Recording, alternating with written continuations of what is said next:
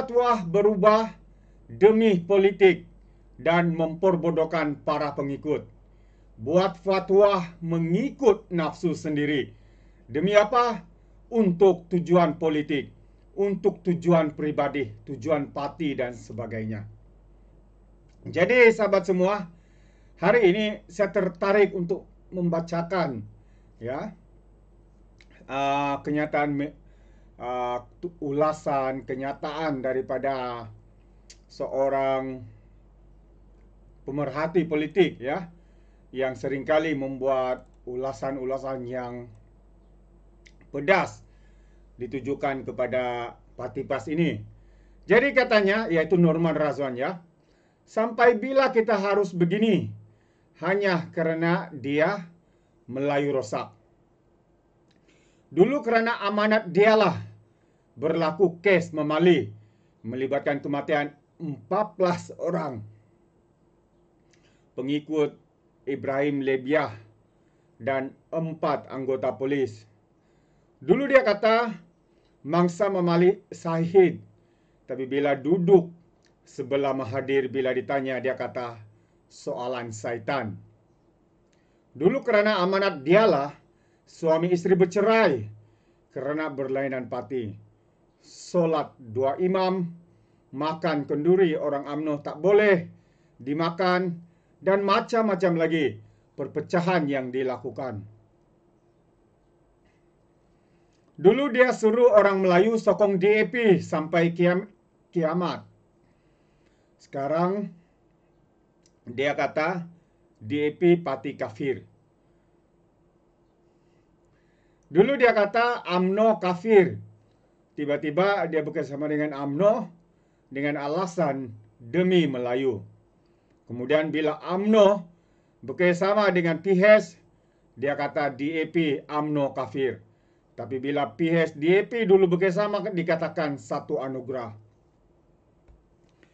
Kemudian bila dia tinggalkan PAS, tinggalkan UMNO, dia beri alasan UMNO tak boleh dipercayai dan mengamalkan pendekatan asbia Melayu. Sekarang dia pujuk balik UMNO untuk bersama semula demi Melayu.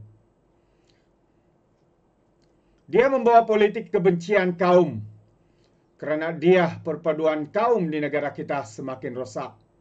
Sepatutnya dia mengajar ajaran Islam yang betul, yaitu Allah suruh kita saling mengenal. Sepatutnya dia mendamaikannya, bukan mencetuskan permusuhan. Ceramahnya hanya untuk menaikkan kebencian kaum, terutamanya kepada kaum Cina. Terbaru, isu PM hanya boleh untuk 2 penggal atau 10 tahun. Dia tak setuju. Tapi waktu dia menjadi kerajaan dia yang juga mahu seorang Perdana Menteri memegang jawatan kuasa 10 tahun. Dia perbodohkan orang Islam. Kononnya idea DAP. Muhyiddin dulu itu DAP. Dia pusing lagi hanya untuk hasut permusuhan kaum. Kononnya dia hanya mau PM di kalangan orang Melayu. Bila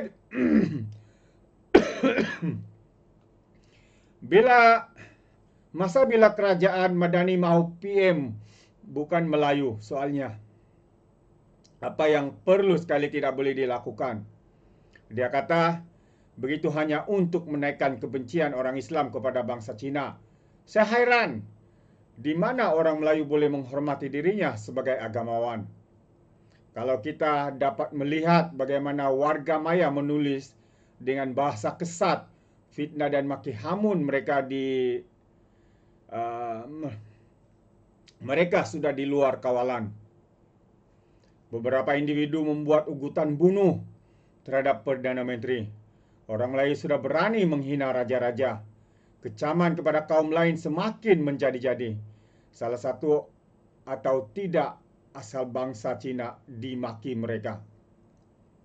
Jika tindakan tegas tidak diambil, tidak hairan pergaduhan kaum akan berlaku sekali lagi selepas 13 Mei dan Kampung Medan. 67 tahun kita sudah merdeka, kita masih dibuai kisah perkauman. Malaysia pelik, dia dan pemimpin partinya tidak habis-habis menghasut rakyat, bergaduh antara satu sama lain. Lebih 40 tahun dia hanya membawa politik kebencian. Bukan sahaja antara kaum, tetapi sesama Melayu. Terlalu banyak kerosakan hingga orang Melayu dilihat semakin ganas. Rosak pemikiran dengan bersifat terlalu resis hingga menggugat keharmonian negara. Mereka ini mahu negara Melayu atau Malaysia. Jika nak perjuangkan Melayu sahaja, biar Sabah dan Sarawak merdeka sendiri. Nak tanya, berapa juta orang Melayu bekerja dengan masyarakat Cina? Berapa juta orang sehari orang Melayu masuk mall atau premis orang Cina? Berapa juta sehari orang Melayu pergi workshop orang Cina? Soalnya. Begitu sekalipun pergantungan ekonomi negara kepada bangsa Cina, kita sebenarnya saling memerlukan antara satu sama lain.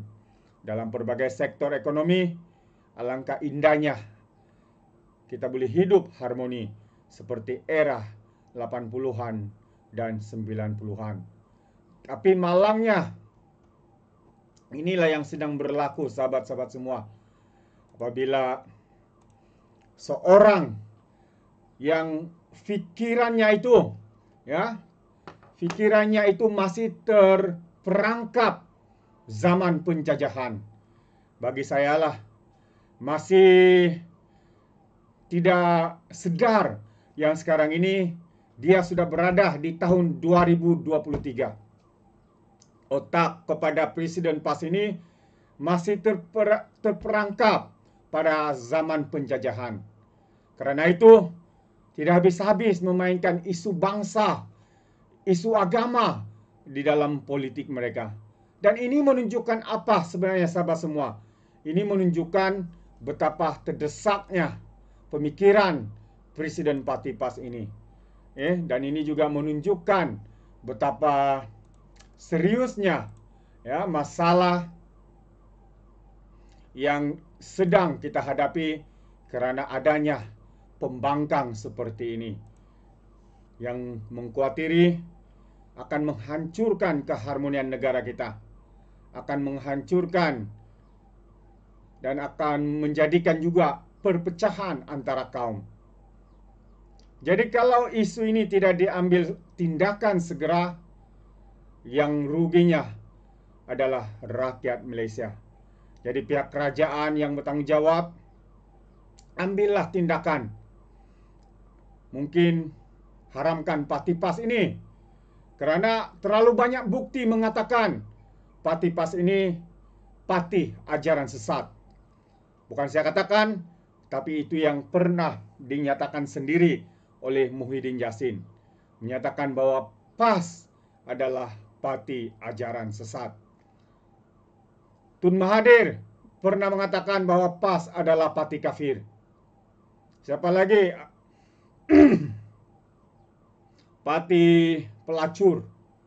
Dan banyak lagi gelaran yang diberi kepada parti PAS ini. Dan kita boleh lihat juga fatwa-fatwa yang dikeluarkan oleh Hadi Awang ini. Pada pandangan saya, satu yang amat merisaukan. Jadi tindakan harus diambil segera untuk mengelakkan keharmonian negara kita diganggu-gugat oleh Parti PAS ini. Itu pandangan saya. Bagaimana dengan Anda sahabat semua?